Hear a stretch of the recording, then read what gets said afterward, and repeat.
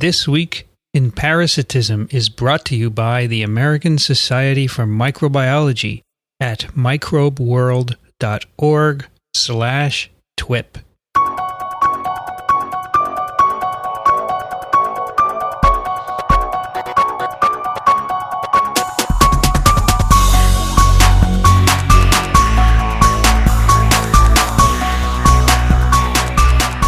This Week in Parasitism, episode number 60, recorded on September 25th, 2013. Hi, everybody. I'm Vincent Racaniello, and with me is Dickson Walter Despommier. You were close. I wanted to see if you're listening. It's not Walter. I know your middle initial is D, which stands for Donald. That's correct. And the way I remember is Donald Trump. Oh, I should say Donald Duck. That's even worse. No, it's better than Donald Trump. Both are equally bad in their own ways. Now, how are you, Dickson? Are you well? Yeah, I'm very well, thank you. You look the usual, Dickson. Thanks. For the first time, you have in front of you an iPad. I do. Therefore, you're not looking at me as you usually do. Well, I could, but then I wouldn't see so what we're going to have a different dynamic here. We are. What are you doing? I'm scrolling. Are you putzing around, as they say in the business? Not putzing around now. I'm just playing with my iPad in front of you. Well, as everyone can see, Dickson is distracted. He probably won't talk very much today. So I'm going to go ahead and start this episode. Number 60, which is a nice round number. It is a nice round number. When did we start TWiP? Good question. Do you remember? Well, it wasn't 60 weeks ago. I know that because we don't do this every week. So it could have been 2.5 years ago. You know, I'm going to find out. Uh-oh. By the wonders of the internet. Uh-oh. TWiP number 1 was released on November 13th, 2009. And 9. So this is our 4th year. 4th. Yeah, we started about a year after. We should do TWiP. better. We should do better with regards to numbers of episodes. The first TWiP was called Introduction to Parasitism. Whoa. The second TWiP was called General Parasitism. General, right. And then the third was your favorite organism. Trichinella. Yeah. Yeah. It still is, by the way. It is Yeah. still your favorite It has organism? remained my favorite organism. Yeah, sure. Well, I guess once you work on something. It's hard not to think about it all the time. This is true. Now, you were traveling recently since our last TWiP. Our last TWiP was called, by the way, Apicomplexity. Good. Which was about 3 weeks ago. That's good. And since then you went to... Rochester. Yes. I didn't ask you about Rochester, by the way. No, you didn't. How was it? It was good. It was called Greentopia Futures. That's what it was called. There's a festival up there every fall called Greentopia. This was their 3rd year. And it's to galvanize the commercial communities surrounding Rochester in what you would now call green collar activities to improve their energy consumption efficiencies and things like that. And so we had a lot of interesting speakers, and we had some very nice exchanges. It was a small group. It wasn't one of these gigantic meetings, but it was still very nicely attended. And you know, I met a lot of interested people. So it's nice to see that even at a grassroots level and something as small as a local commercial interests gathering in one place to discuss mutual interests and how they can improve life and make it even more habitable than it is already. That I was part of that scene. So Where'd you stay? I stayed at the Rochester Plaza Hotel.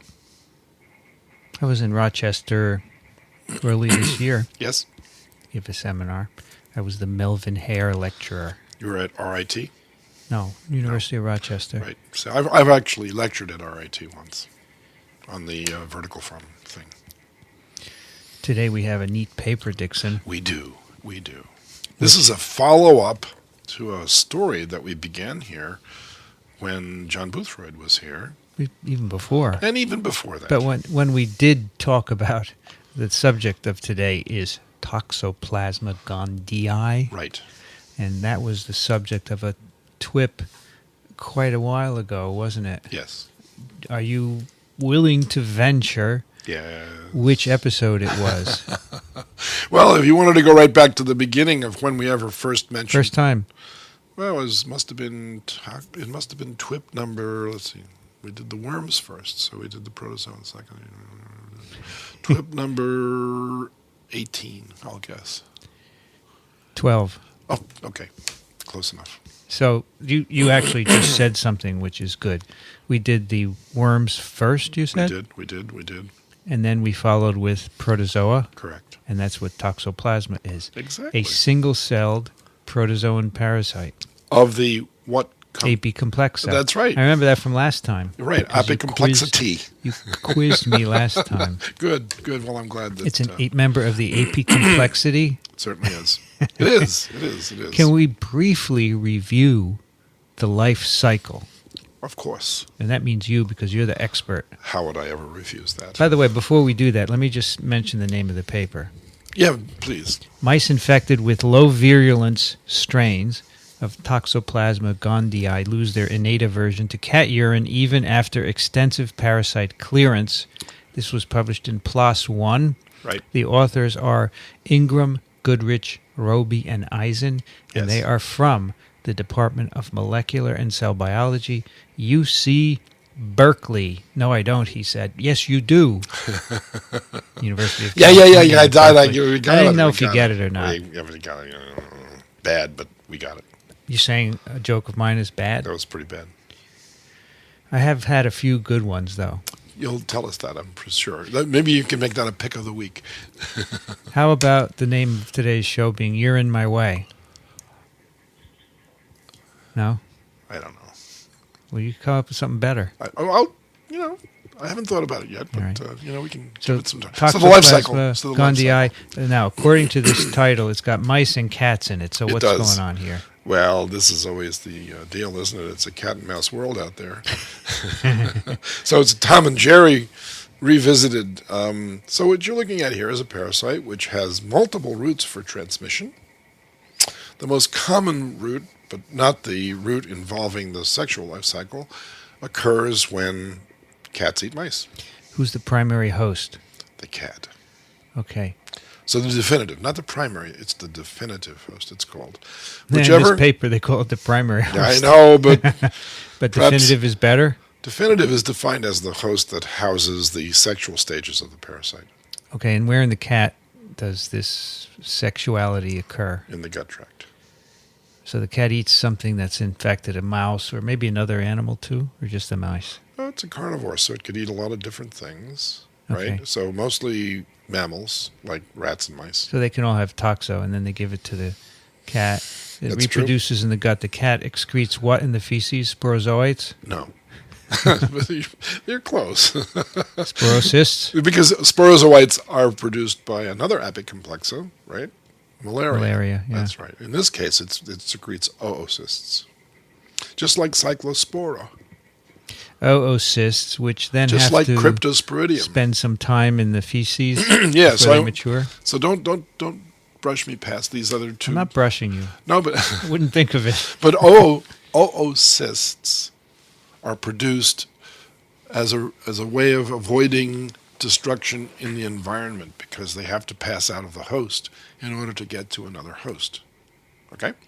So with regards to the other apicomplexa, that is Cryptosporidium species and Cyclospora cayetanensis, those also reproduce the same way in the gut tract and produce oocysts, which pass into the environment and are resistant to desiccation and to chemical alterations and things of this sort. So that's one way of acquiring the infection is to ingest the oocyst, which is different from the way the cat gets it typically, although the cat could get it from eating the oocysts as well. Isn't that interesting? So the cat can actually catch it from a stage that it secretes. How would it do that? But it would encounter its own fecal contaminated environment. Yeah, which can happen, right? Yeah, sure. Okay. So, but that's not typically how they catch it. They catch it by ingesting or catching prey. So how does the mouse get it? Remind us. Good idea. How does the mouse get it? So the mouse gets it by actually ingesting the oocysts. Mice eat cat feces or Apparently just so. some contamination? Yeah, they do. Yeah. Well, that's weird. I know. But And the oocyst goes into the mouse gut. Wait. We can give more credence to this hypothesis of transmission route to mice simply by saying that in typical environments outdoors, where it rains occasionally and the cat feces would be then dissolved, releasing the oocysts from the fecal pellet, the oocysts are on the ground. And so activity on the ground can distribute the oocysts away from the original point of deposition.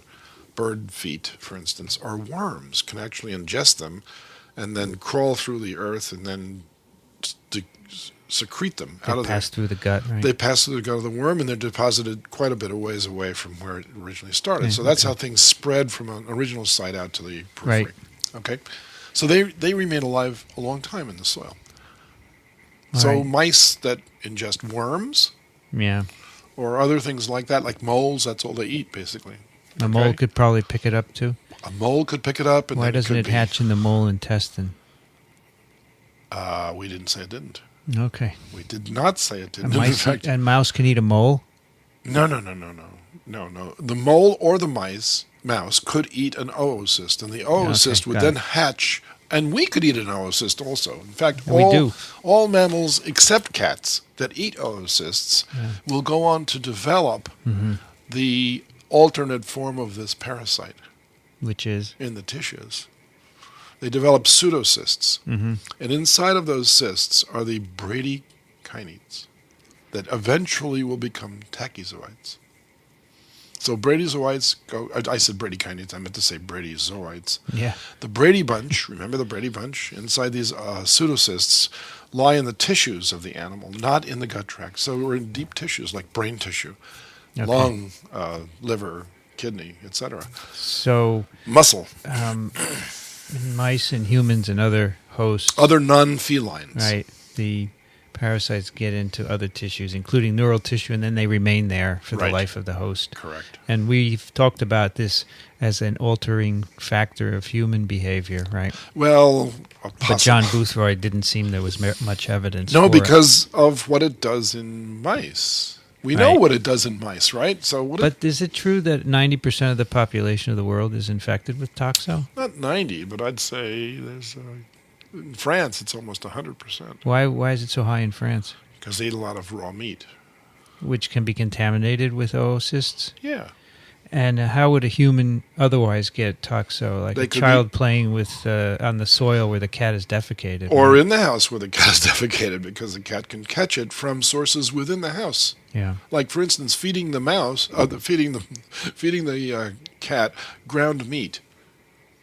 Okay, a little bit of ground meat that the food preparer, I won't call it the mother or the father because they both cook, and they have a little bit left over, and the cat's up on the countertop watching you prepare all your food, hoping you'll drop some so it can, and you feel so sorry, here, have a little. And why does that meat have a oocyst in it? It doesn't have the oocysts in it. It has the pseudocysts in it. I see. Okay, the pseudocysts. That's where the bradyzoites are.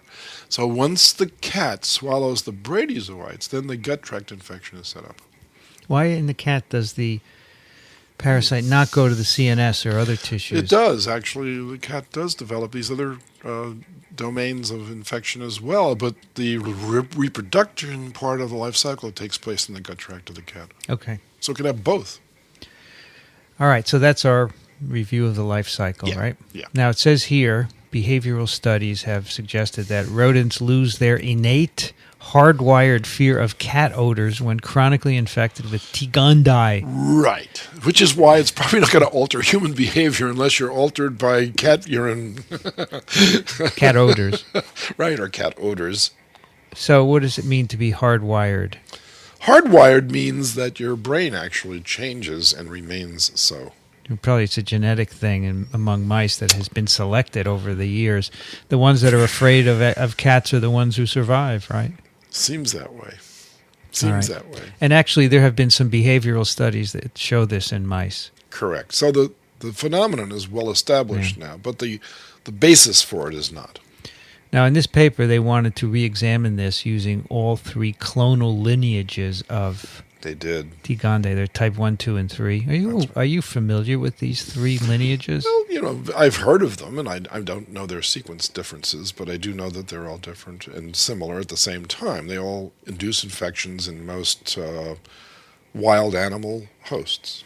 So they say most of the behavioral studies have been done with the type 2 strains, which they say give you high parasite cyst loads in mice and also a lot of inflammation. Correct. And they want to try the type 3 and type 1 because they have less they're less virulent basically, and they want to try and divorce virulence from. Does that make sense? Yeah, well, what they're looking for is the neurologic basis for the behavioral changes, basically. All right. That's what this paper is all about. They have a cool behavioral assay. They do, don't they? It's called a rigorous high-throughput behavioral assay. That's right. They basically have mice in a 15 by 7 inch enclosure Yeah. with a dish at either end where you can put the pee in. Sorry, the urine. The urine. But from what? Well, you could put it from... In this study, they either used bobcat or rabbit. Yeah, they didn't use regular domestic cat. Yeah, why? They used bobcat. Why bobcat? Well, I guess they were thinking about wild situations out there and, natural Yeah, I suppose. ecosystem relationships. And the rabbit is the control. Apparently. The mice don't care about rabbit. Rabbits are lagomorphs, right? Yeah. So their urine would not have the same signature as a feline. Where would you get bobcat urine? But that's a good question, basically. At a zoo, I would, domestic cats are so easy to come by. I'm surprised that they did use the cat urine. They don't really say why they did it. They don't. Maybe because the other studies had used it and they wanted to be consistent. It's possible. And they basically let the mice, they put the urine in the mice in the cage, it's in the dark, and they let the mouse wander for an hour. And they basically have cameras, or detectors. They have infrared beams shining down on the cage, and then they have a detector that can detect when the mouse breaks the beam, and so they can tell wherever it is. So basically, it's a nice way of recording where the mouse is, and then they can translate that into graphic form. They have these pictures of... They do. They have the cage divided into the squares, which are the sensor squares, and then how much time the mouse is in it is either blue for very little and red for a lot. Right. So you can look at them and see right away that... That's right. In uninfected mice, when you put rabbit urine in, the noise stopped. Oh, it started again. There's the mice are everywhere, right? Right. And then if you use bobcat urine in uninfected mice, they're huddled up in one corner saying, right, "Oh my to God, the other side of the cage. There's a bobcat in here somewhere. I can't see them, but I know they're there because I can smell them." So, in fact, I think the pictures are not very useful. I find the graph the most useful, where they graph the aversion ratio, which is the avoidance presence in another part of the cage over near the target. Yeah. And you can see the uninfected bobcat urine, the mice avoid it. Yep. Whereas they don't care about the rabbit urine. It's a neutral thing. That's right. Now, when they infect them with type 1 or type 2 or type 3 in this experiment, they avoid the urine, the bobcat urine, right? But they do not avoid the rabbit urine. No. And that they also confirmed it with type 2, but they say type 2 is really lethal. Right. Kills the mice, and they get sick afterwards, and they have other effects that they don't want to confuse, so they stopped using that. Exactly. They focused on type 1 or 3, but they did confirm the previous results. Right. So type 1, well, whenever they become infected, they don't avoid the urine. They don't avoid... Did I say they avoided it? You did say that, but you didn't mean that, I'm sure. I did not. You meant they didn't avoid the urine. Yeah, so avoidance on this graph, 1.0 is no avoidance, and 2.5 is avoidance, and 2.5 is what you get from an uninfected mouse with the bobcat urine. Right. But when you infect them, they avoid it like crazy, right? No, the other way. When you infect them, they don't avoid it. I'm saying the same thing. Oh, okay. This is such an unnatural thing that... Infection ablates avoidance. Well, that's too difficult. Infection... Ablates. Infected mice don't avoid bobcat urine. No. They're not afraid of it. It's not a fear thing. It's just an innate hardwired thing. They smell it and they go away, right? It eliminates their hardwired fear of felines. It's hardwired because there's no decision made. They smell it and they're boom, gone. It's not like they smell it and get crap. There's a cat here. No, they just smell it and turn around, right? That's correct. That's hardwired. Yes. Whereas let's say you and I were placed in front of a bobcat. I look at the cat and say, no big deal, and you look at it and pee in your pants and turn around and run. And then my pee See, forces the bobcat to avoid me. That's not hardwired because you're making a decision. Right, and it has to be hardwired in some way, otherwise, because if it's a learned behavior, you can only get one chance at this one. The bobcat will eat you. So we should point out that they infect these mice with toxo. How would you infect them? Just feed them? Sure. And then they have 3 time points: 3 weeks, 2 months, and 4 months after infection. Right, that's important. It's a long-term thing. That's true.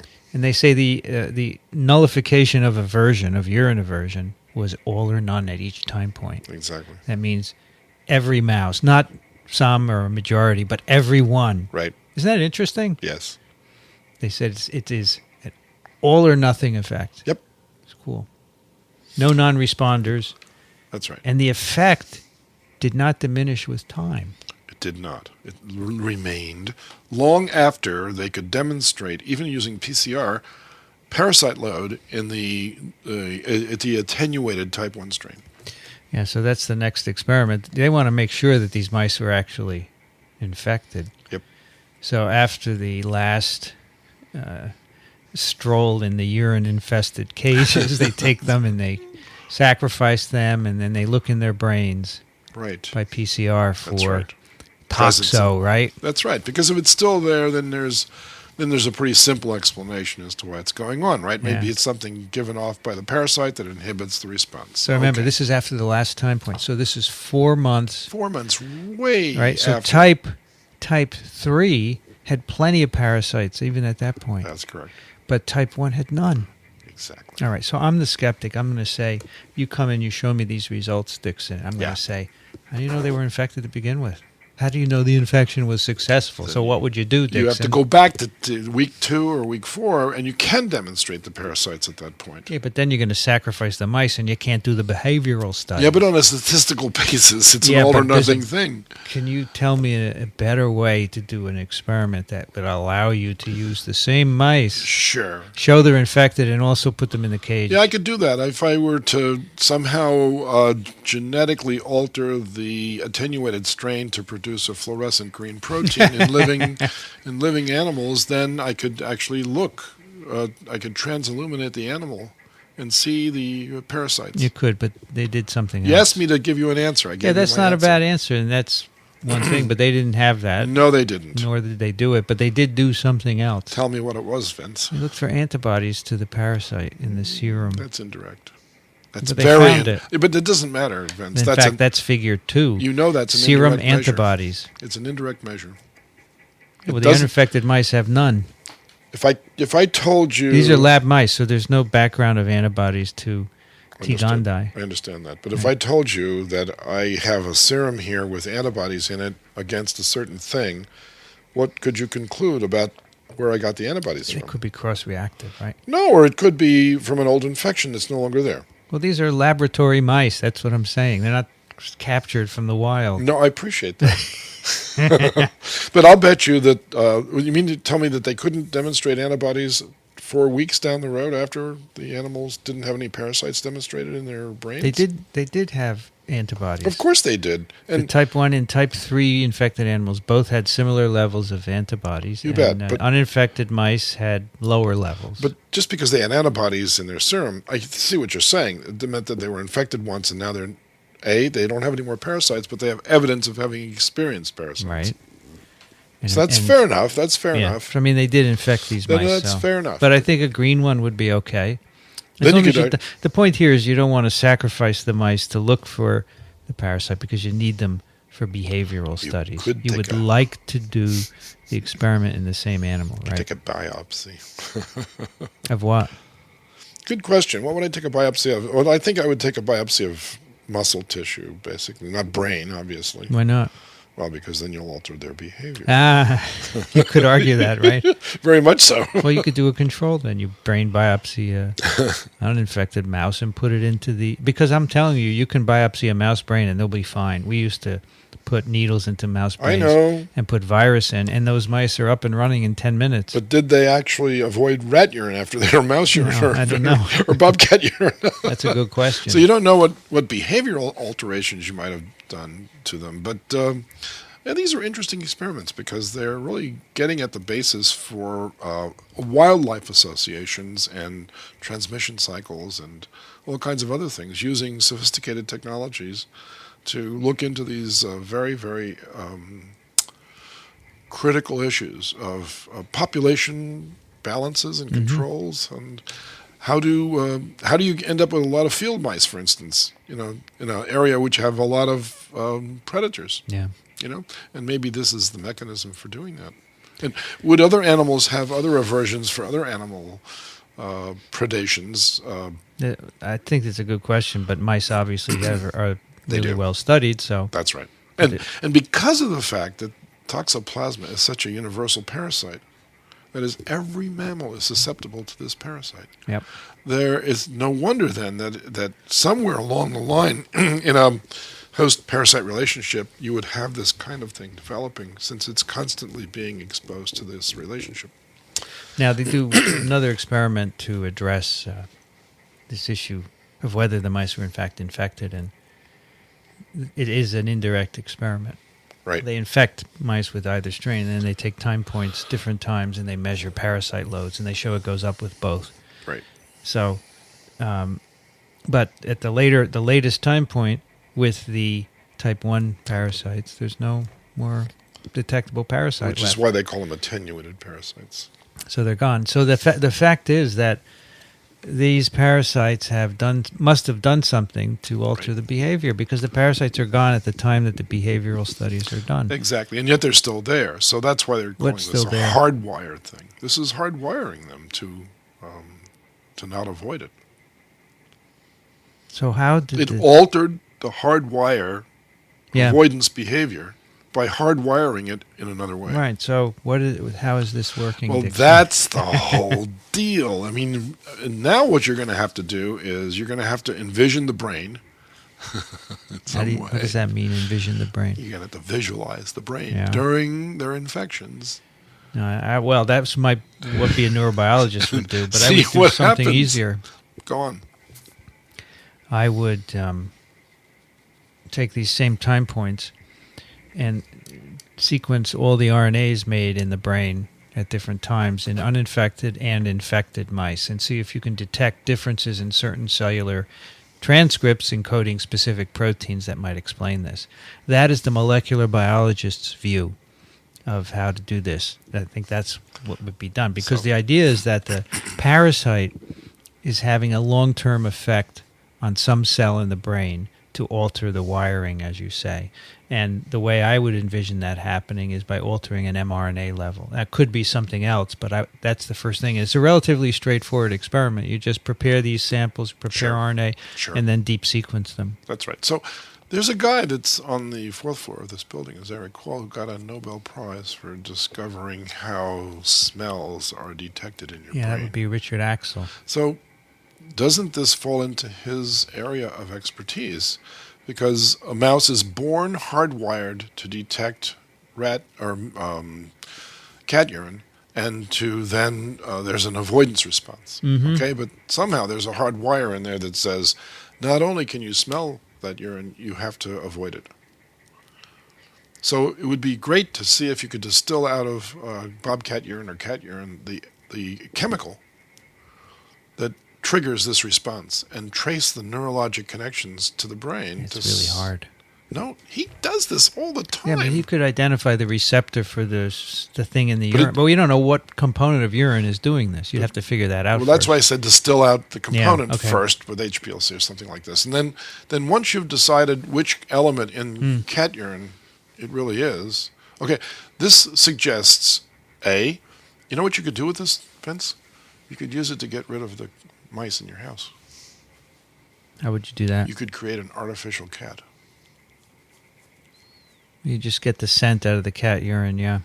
And it comes as a little square package, and you stick them in the corners Right. of your house. What if it causes cancer? No, it wouldn't. How do you know? It could. Nah, it's not going to do that. So that's one Yeah. practical approach to this. This What is would the you way. do? Spray this around your house? No. You'd leave it as a little square of material like you do for roach traps. Okay. And the whole house would be filled with this odor, and you'd have no mice whatsoever. You'd see them running out like crazy from here. What if people don't like like Farmer this Gray's odor? house What if in the people cartoons. don't like this odor? I bet you dollars to donuts that you can't even detect it because you're not a mouse. Maybe. What are you, a mouse Maybe. or a man? I would work. So that's a reasonable way. I would work from the other.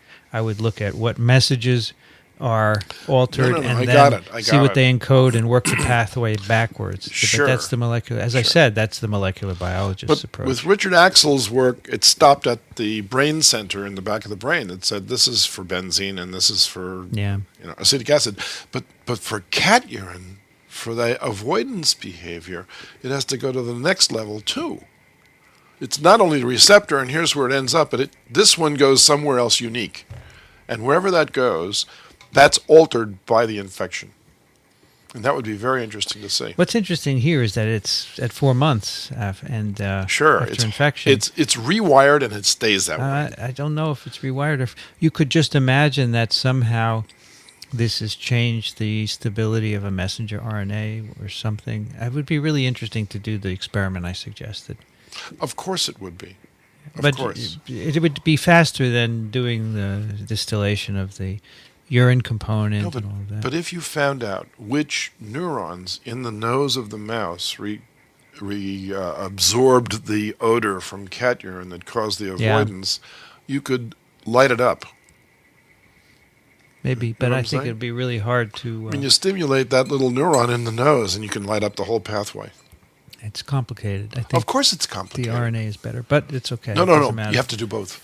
You could do both. 'Cause the But RNA Richard doesn't- Axel is not going to do it. The RNA doesn't tell you where it comes from. The RNA just tells you that there's been a change, but it doesn't tell you where. No, but if it says, well, there's a channel that's been altered, then aha, then you do a northern. then you do a in situ, and you can see where the channel and is. in Yeah. situ. That's right. So is this worth doing? I don't know.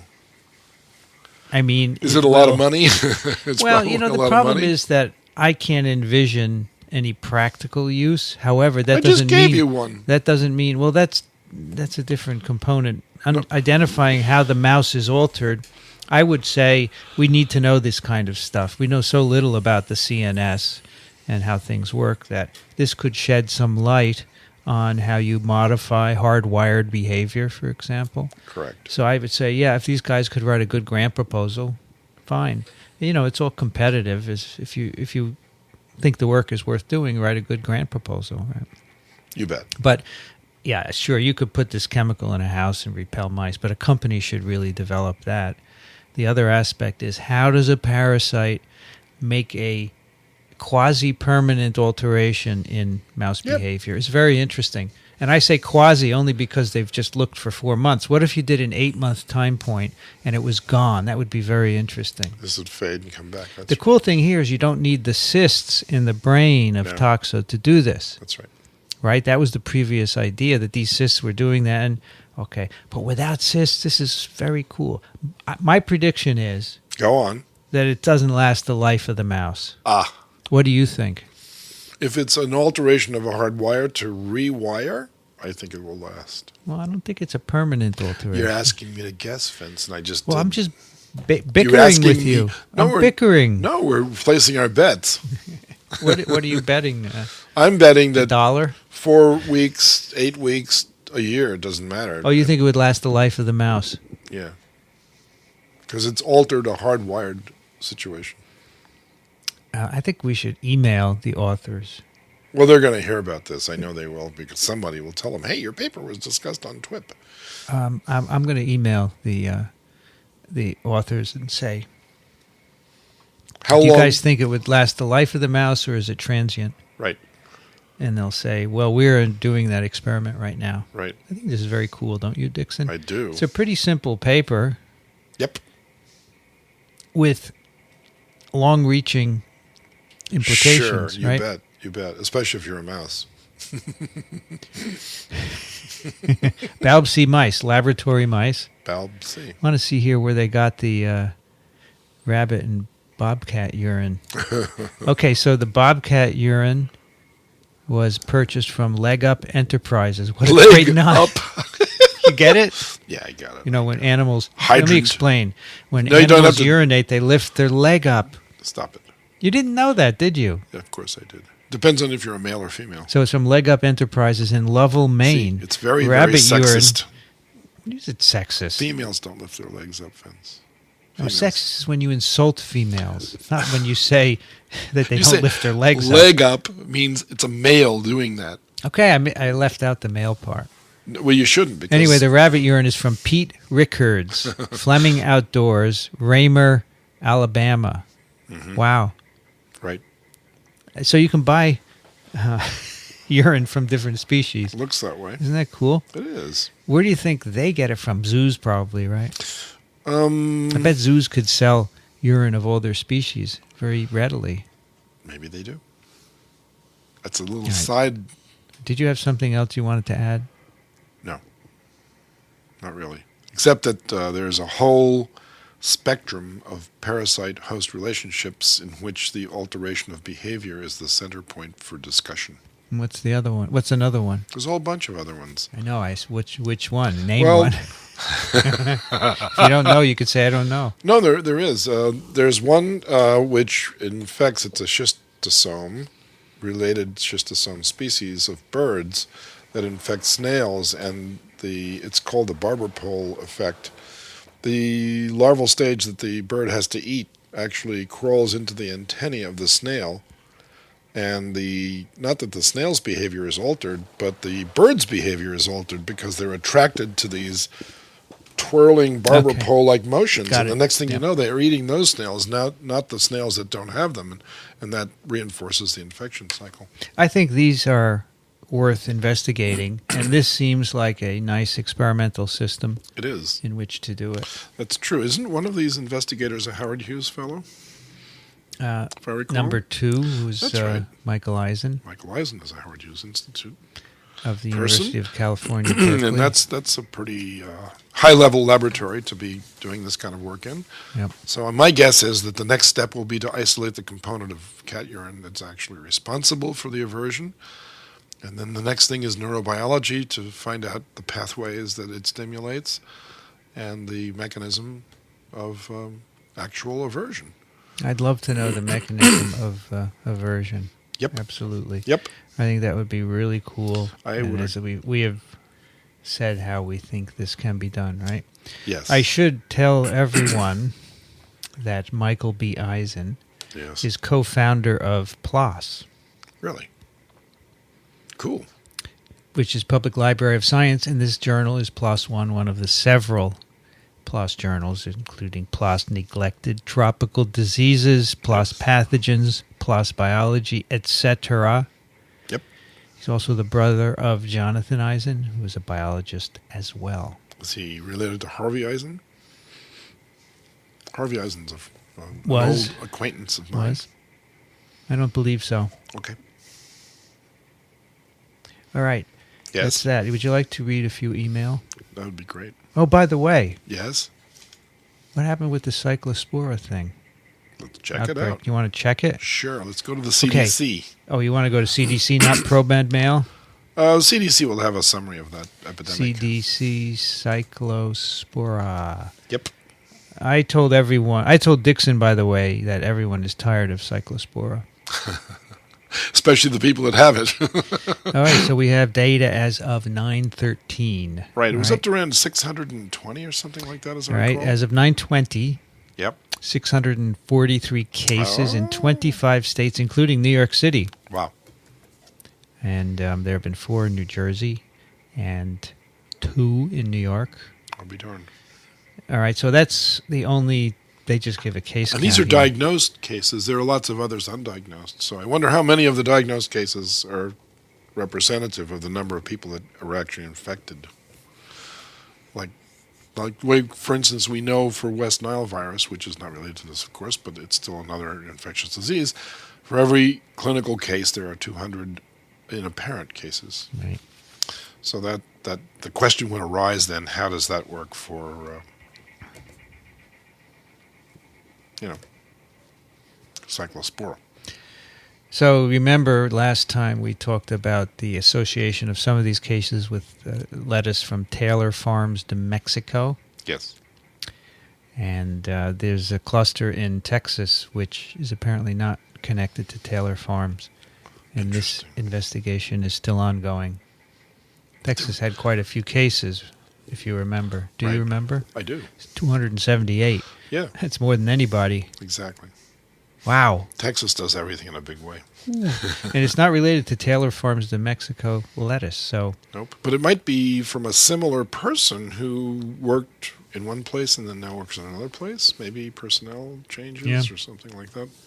So let's put a link to that in the show notes. Good idea. All right, some email. I go to my email. Can you do that? Dixon has a laptop today. It does. It's called tablet. Gmail, right? And he's also... Oh, it's in the show notes. I already have it up there for you. It's one of the other tabs. Google Docs? Well, it's already open. You don't have to open it again. It's one of your other tabs. Do you think? I know. I did it for you before we started. You want You're me to do it again? Yes, of course. All right. TWiP 60. Here you go. TWiP. And there's the email. 60. Maureen writes. Yeah, go ahead, Vince. I'm going to let you read every other one. Thank you. Our vaccine unit here at NIH did a study of malaria vaccine with some promising results. I know Dickson has been a champion of conquering malaria. A lot of other people, too, but thank you for including me in that group. Yeah, sure. All right, so she supplied a link to a Science magazine article, and I am waiting. I think this is the one we did last week. It is. Protection against malaria by intravenous immunization with a non-replicating sporozoite vaccine. See, everyone is very excited about that because for the first time in history, you can prevent 100% of the infections. Yeah. So we did talk about that. So apparently Maureen is at NIH because she said, our unit here at NIH. Our unit here. And I know that unit pretty well. At least I knew it. And I'm not sure how many people are involved now. But that's Tom Wellams. That's Bob Quads. That's Lou Miller. There's a whole bunch of other people. And there are many more, I'm sure. And Maureen. All right. Thank you for that, Maureen. Spencer. Can you read this, I can. Of course. Now, do you want me to read it, though? Yeah, go ahead. All right, fine. Spencer writes, Dear Vincent and Dickson, I just received a confirmation case... No, start again. I just received a confirmed case of cyclospora from the lab on one of my patients who had several weeks of diarrhea. It appears to be the first one in New Jersey. The patient ate salad that tasted rotten in a local supermarket salad bar. Good thing I'm a loyal and avid listener of TWiP. By the way, I'm reading People, Parasites, and Plowshares, and I'm really enjoying every page, but my wife is scared of the cover. You're meant to be scared of that cover. That's a frightening cover, and it just says that parasites can be frightening when you see them up close. Spencer is a MD, PhD. Yep. One of his patients. Yeah, one of his patients. So, way to go, Spencer. One of 2 cases in New Jersey. Yep. By the way, the fact that the salad was rotten probably didn't have anything to do with its contamination, right? Because I see rotten salad all the time out there, and it's easy to go rotten in your fridge. It certainly is. Science fair projects abound. The next one is from Dr. Stephen Reeves. I discovered this podcast only in the past few months. Love it. I am a practicing internist in a small 8,000 population community in Iowa. I listened with interest as you discussed the ongoing cyclospora outbreak. Just as a point of interest, I have 3 patients in my practice with a confirmed diagnosis. Wow. What I also wonder is whether we experience an observational bias. We're finding cyclospora because we are looking for it. In addition, when we send stool specimens for evaluation, culture O and P and WBC, we must specifically ask for cyclospora testing, just as we must also ask specifically for norovirus. I find this interesting and wonder if it might be playing a role in the current numbers. Thanks again for a great podcast. By the way, temperature today, perfect 76 degrees Fahrenheit. Finally, we have been in the grip of a heat wave. Yeah. Dickson, what is O and P? It's ova and parasites. And what's WBC, white blood cell? White blood cells. What do you think? Do you think there's some... I would guess that if there's not an outbreak, that people aren't going to be looking for Cyclospora. So in this case, you might be picking up more cases than you normally would. Well, yeah, I mean, if you do the cold acid fast stain, the Kinyun's cold acid fast stain that you do for Cryptosporidium, to see their oocysts, and you look and you see instead these larger oocysts of Cyclospora, the technology allows you to make the diagnosis pretty easy because the oocysts take up the stain very nicely. But if you do a stool examination and you find these large circular objects that don't fall into any particular category, they're not cysts of E. coli or E. histolytica or E. nana or any of the other amoebae that you could find in your gut tract, then you could probably, on that basis, say, I don't know what this is, but it looks like it might be a parasite because it's got a nice smooth outer region. Right. It's not like a piece of pollen or something like that. You might then do a smear and do a cold acid fast just to rule in that particular parasite also.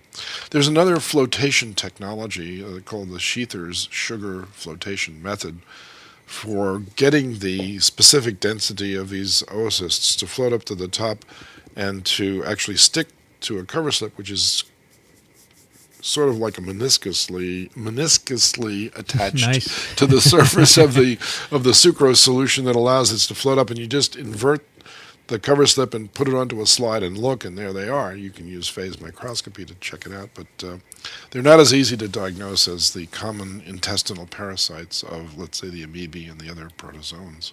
So when you do an O&P, they're not likely to do a specific test for Cyclospora or Cryptosporidium. You have to tell them to do it. And that's right. It may be a bias in terms of the do it and they found it. So how many people, what's another test for this that you could possibly imagine, Vince, where you could do a survey without having to do a stool exam?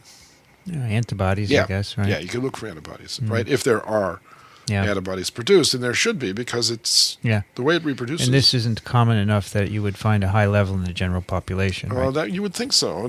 But it might be like it is in other countries. It might be just a typical childhood diarrheal disease that you get over with because it's common. So the answer is, how common is Cyclospora? Well, we actually don't know.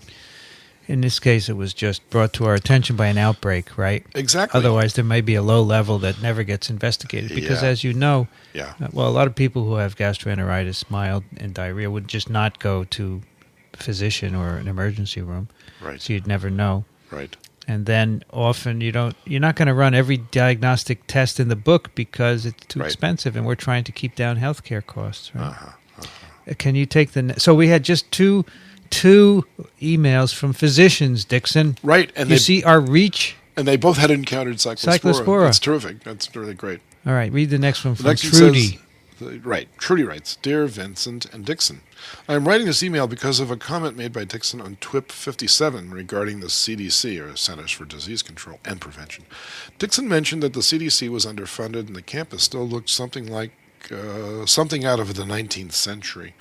I was wondering if Dickson had visited Roybal? No, I have not. Roybal campus, the main campus, since the turn of the millennium. The answer is no. A series of renovations took place starting around 2003 and 4, and almost all buildings have since been replaced. Well, that's great news. The end result is quite stunning, with the campus resembling a booming metropolis. I included a link with pictures, thank you, and I'd be glad to see them. Unfortunately, this change has not really been reflected in scientists' salaries. Of course not. They spend all the money on the buildings. And according to most standards, I would say that compensation is still less than adequate, especially considering the nature and complexity of work being done there. And I guess you could probably say that for all science workers throughout the world. Science, even though it's appreciated and encouraged in many places, it's not rewarded monetarily speaking. So here are the photos. Oh, that's great. Just She's right. She's CDC. absolutely right. She's absolutely right. All the Quonset are gone, it looks like, and all the modern facilities. Very nice modern buildings. It's curving. Beauty. It was an embarrassment before that because it's carrying out 21st century work in a 19th century campus. Now it's a 21st century campus carrying out with 19th century salaries. But they do great work, and they're very underappreciated because it's very difficult work that they take on. And I've always admired the EIS officer service for that reason. Next one is from Jim, who writes, "Howdy. This is for Dickson. The December 73 National Geographic has an article about Greenland, which says on page 867, we were crossing a frozen inlet when we went through the ice, losing our food and nearly all our equipment except 2 sleeping bags and a tent. We scrambled along shore with the dogs. I knew there was a trapper's hut up the coast, probably with a cache of food. In the meantime, we could always eat the dogs in an emergency, or so I thought, until the weather took a certain warm turn. You see, some Greenland dogs, like others in the Arctic, carry trichinosis. Yes, they do. Dogs seem to be only mildly affected by this disease, which is caused by small worms. To humans, it can be fatal. To kill the worms, you either cook the meat or let it stand for several days at below 0 temperatures.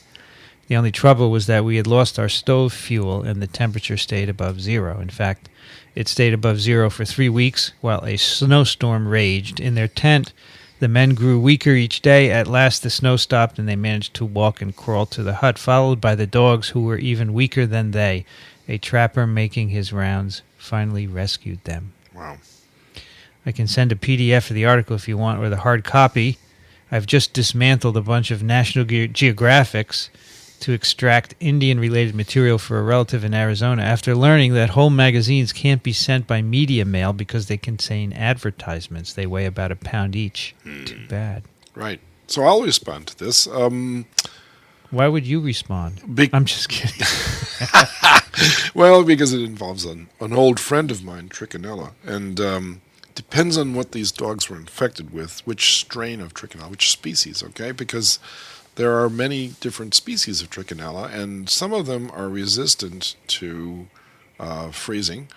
And the reason why they're resistant to freezing is not because of their species necessarily, but rather because of the host that they're in.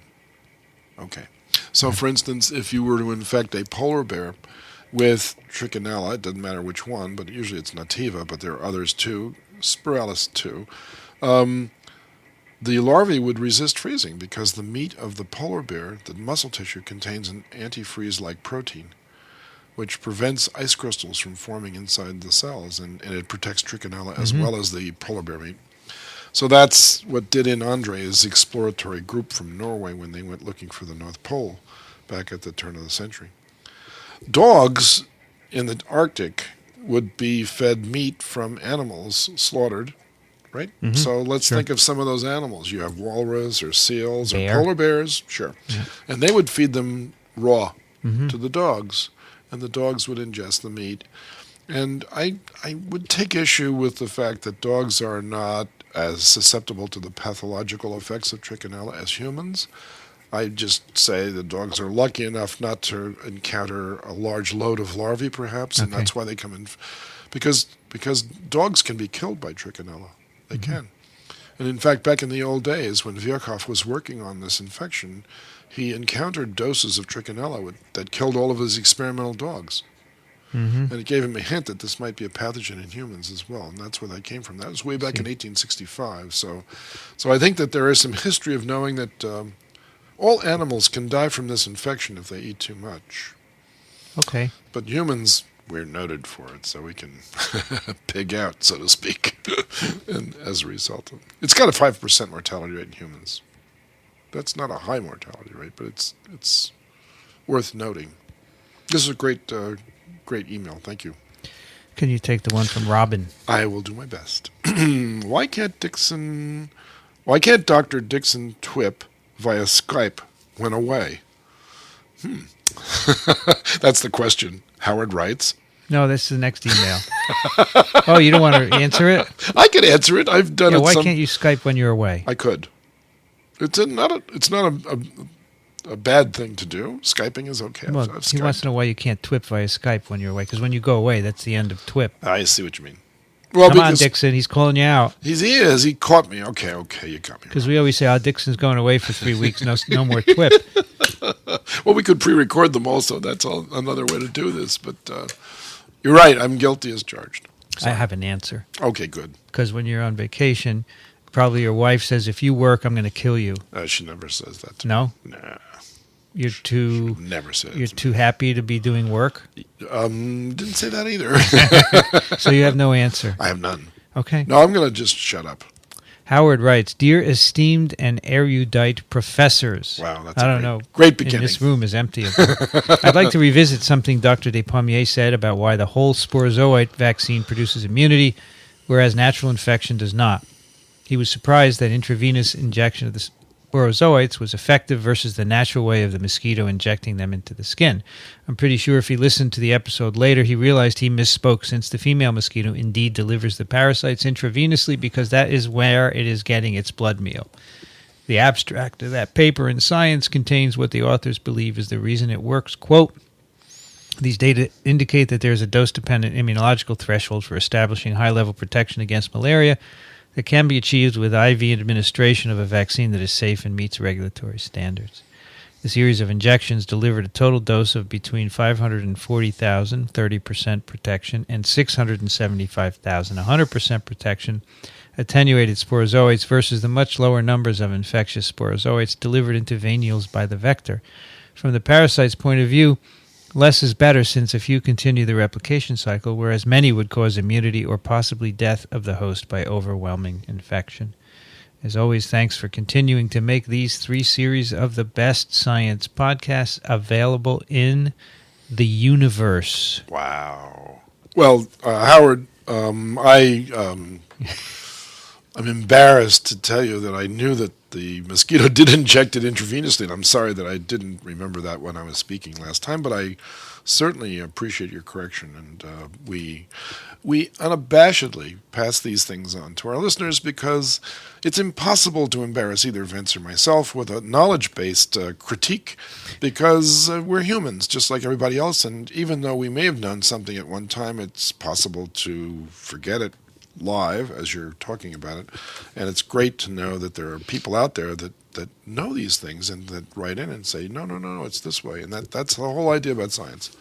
It's supposed to be the truth of whatever there is to know out there about the way the world works. And this was a great correction. And so thank you very much. Well, on our podcast, the cool thing is that our listeners correct us when we get things wrong or they point it out. So it's a crowdsourced thing, right? Yep. So that's cool. Yep. Dixon, can you take the next one? I will do my best. Blaine writes, "Dear TWiPsters, I found this delightful account of a beef tapeworm infection on the internet. The worm within." And it's got a nice internet address. It is a fantastic read, and I am sure many listeners would love to check it out. I think you meant to write yours in parasitology, Blaine. I won't read his last name. And he's at Fort McMurray Air Force Base. Alberta. In Canada. Alberta. Oh, I would say Air Force Base. No, AB is Alberta. Okay, fine. I know that because my wife's family is from Alberta. Oh, is that right?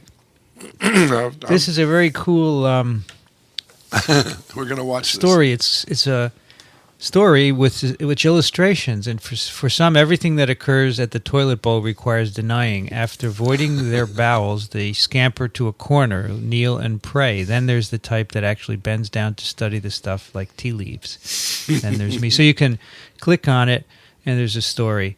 And this fellow was looking in the toilet and found a worm and so forth. It's very cute. Right. I don't know how to get to the next page here. Right.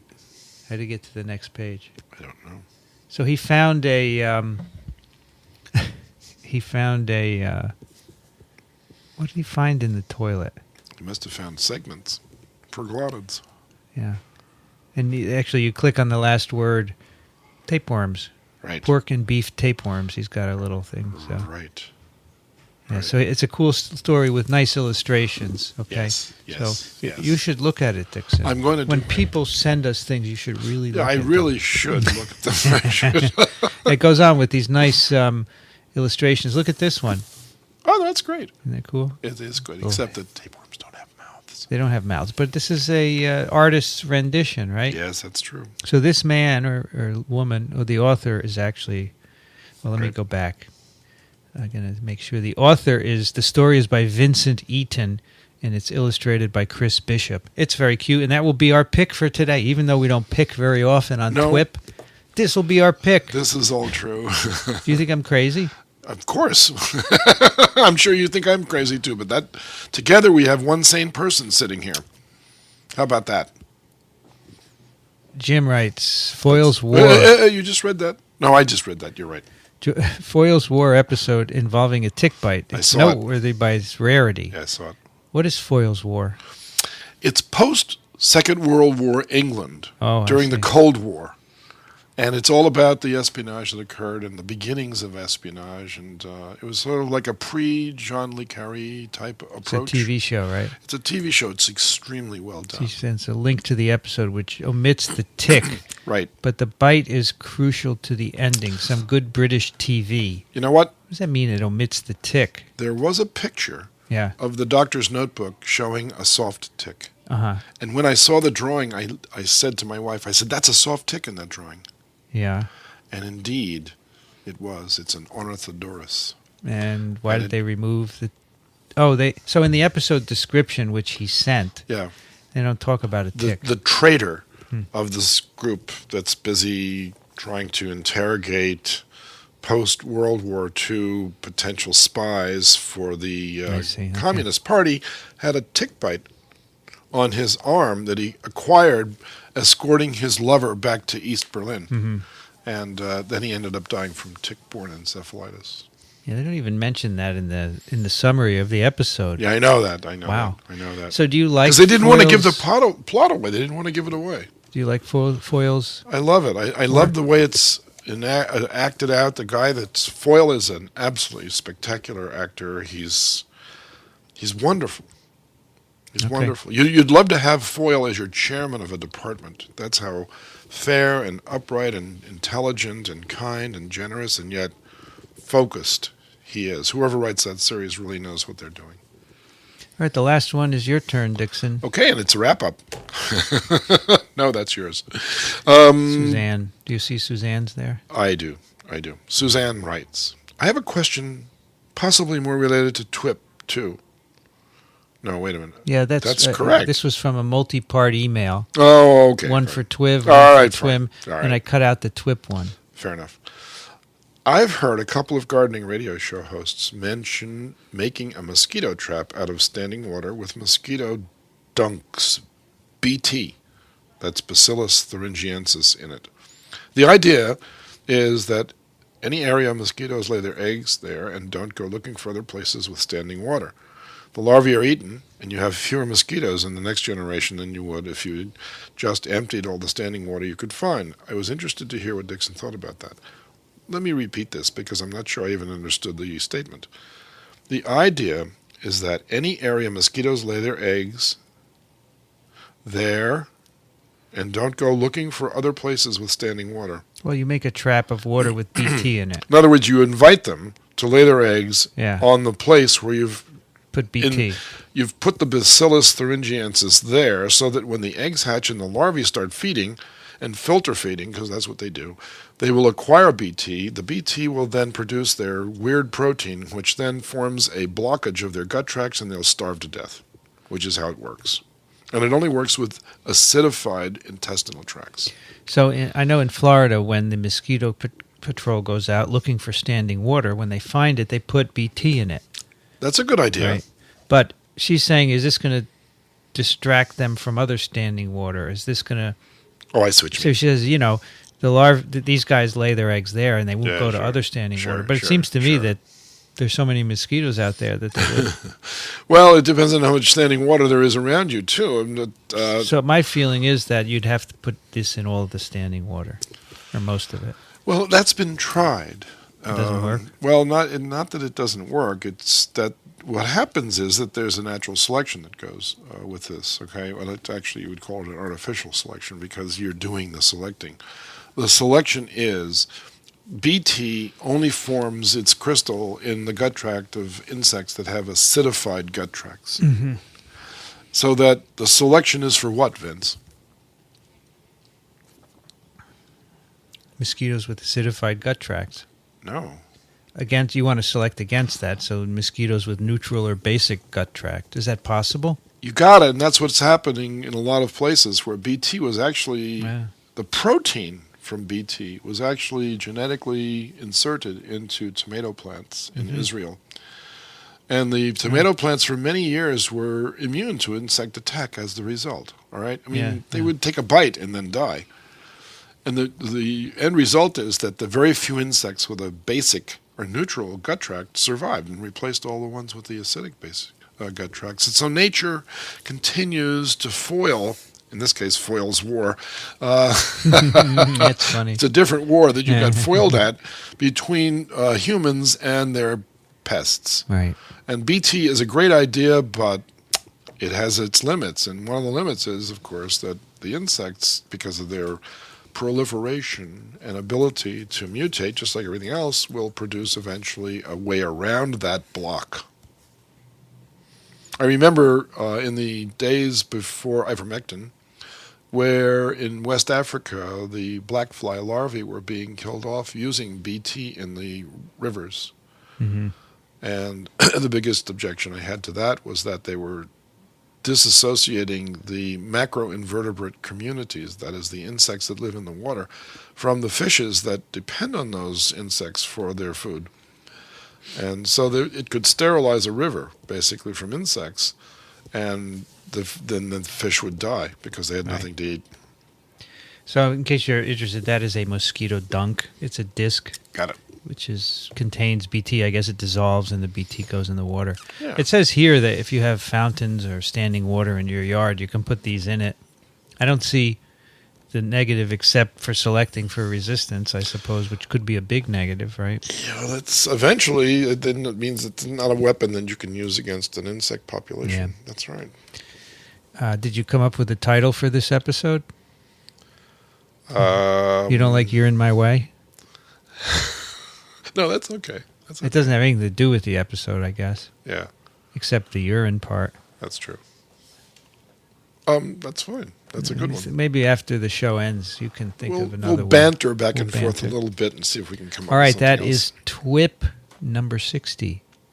And if you like us, you can find us at iTunes and also at microbeworld.org/TWiP, where the show notes reside, in case you want to read a little more about what we talk about. And do send us your questions and comments to twip@twiv.tv. My co-host on TWiP is the inimitable Dickson Despommier, who you can find at Racaniello.org, medicalecology.com, and verticalfarm.com. Thank you, Dickson. Welcome, Vincent. Are you doing anything interesting these days? You have a project? I actually do. I'm writing another book. You're a book guy, aren't you? I am. How is People, Parasites, and Plowshares doing? Great? I hope it's doing fine. We had a comment about it here, but we'd like to hear from some other people, too. You would? In fact, if you have the book and you're reading it and you like it, I'd really encourage you to write a review for Amazon, because there are none at this moment on Amazon about that book. Are you serious? I am. No one's written a review. Oh, I could write one. That would be... it's self-serving, right? No, not quite self-serving. Because I'm not serving myself. No, you're not. But maybe our listeners will take the challenge. Perhaps. Right, Dickson. It doesn't have to be long. It could be 5 sentences saying, this book is the worst pile of drivel. Exactly. Or the cover scared the heck out of me, but the inside won't. Right. Or whatever. Right. So... I've come up with a saying every time I sign it now for people from some of my friends. You sign books? I do. And so the saying that I'm putting inside this book recently says, sometimes your worst enemies can turn out to be your best friends. You're so clever. Nah, that's not clever, but that's what this book is all about. I think people should get you to sign it, because you're not going to be around forever. Nobody's around forever, Vince. Nobody. Apparently, Toxo is. Or maybe... Only the parasites will last longer.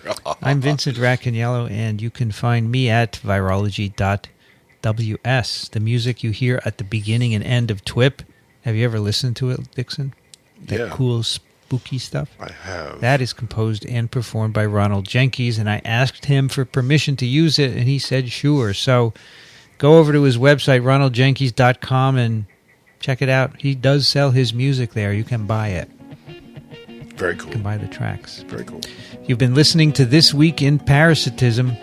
Thanks for joining us. We will be back soon. Another TWiP is parasitic.